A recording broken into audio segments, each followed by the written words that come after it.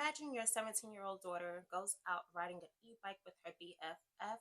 They're just enjoying a September 29th beautiful 5:30 in the afternoon day. They get hit by an individual.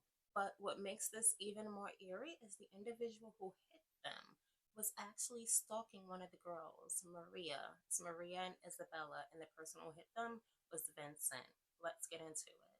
Fox 5 is reporting that Vincent was doing 70 in a 25-mile-per-hour area. He hit the two individuals. They're saying that this was all done purposely. And why did he do this? Because he was stalking Maria. They said that reports were made to the school district. They went to the school to report that the child was being stalked.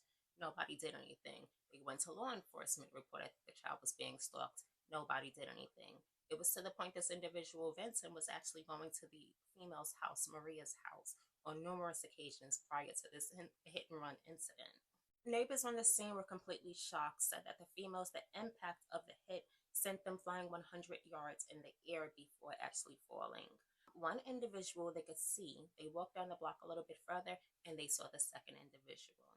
How Vincent got stopped is because his car, one of the bikes got stuck under his car, they're saying. So it actually stalled his car out. When the car stalled out, the police arrested him at the scene. But get into this, Vincent had 15 citations that he received that day.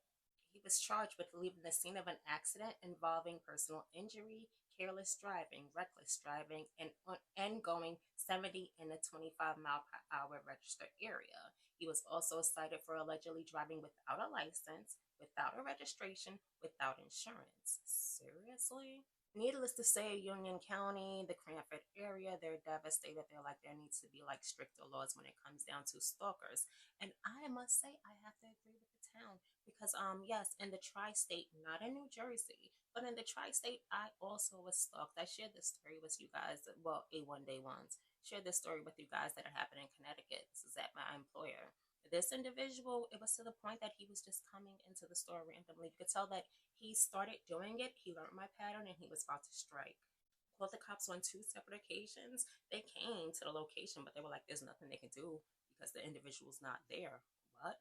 So now when the individual's actually there, he got caught in the act. They take him down, they handcuff him, whatever, right? Then they tell me that this individual is not going to be able to come into the store location where I was working. He's not going to be able to come in here for a couple of months. I can't remember exactly how long.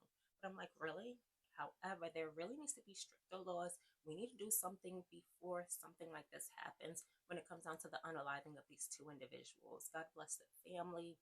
You're totally on my prayers. Like, follow, share, and I will see you guys in the next video. Bye.